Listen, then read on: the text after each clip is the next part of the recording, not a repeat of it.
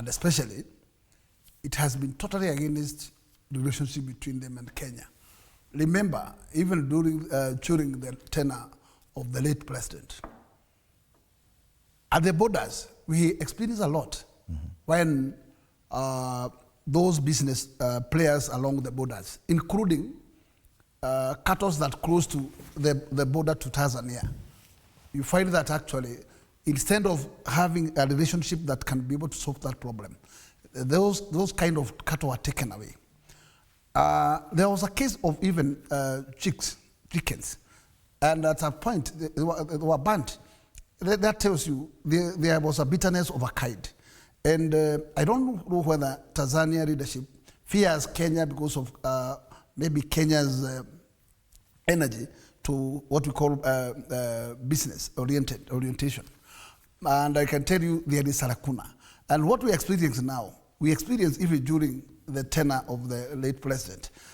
It is unfortunate that the whole of East Africa, as my panelist has alluded to, they seem to be wearing the shoes of dictatorship. Because you can't tell me, we have an issue in Uganda with the Bisige, where we are allowing as a country a kidnap of the same person from here to Uganda. And in Tanzania, we have an issue of an opposition leader, Tundu Lissu, who is now on a trial under what we call treason, kind of criminal cases. And at the point where the state of Tanzania has even declared that his party cannot even participate in an election. These are impunity products.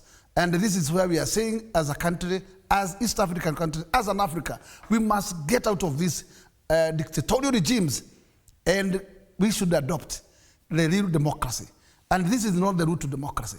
Once you are elected, make sure that you must allow competition, allow your competitors to enjoy, because it is people at the end of the day who decide.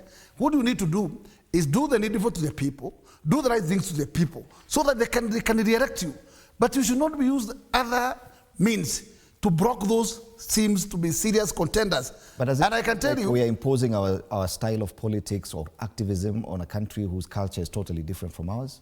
But what is the relationship between, because we are in what we call East Africa integration. What is integration? Integration means we are free to do business, we are free to walk in, walk out, and I can tell you, Dimuri, we are taking it wrong. Unless we are hypocrites, then the essence of that integration is not coming out. And I can tell you, in Uganda, there's no problem. In Rwanda, there's no problem. But in Tanzania, we have serious problem. And I believe that Tanzania are fearing the competition with Kenya. And I can tell you, that competition is putting us to another page. It is important to understand if somebody is not accepting your inroads, then we also need to lock your doors. Yeah, there are positive things that many people would want from Kenyans, but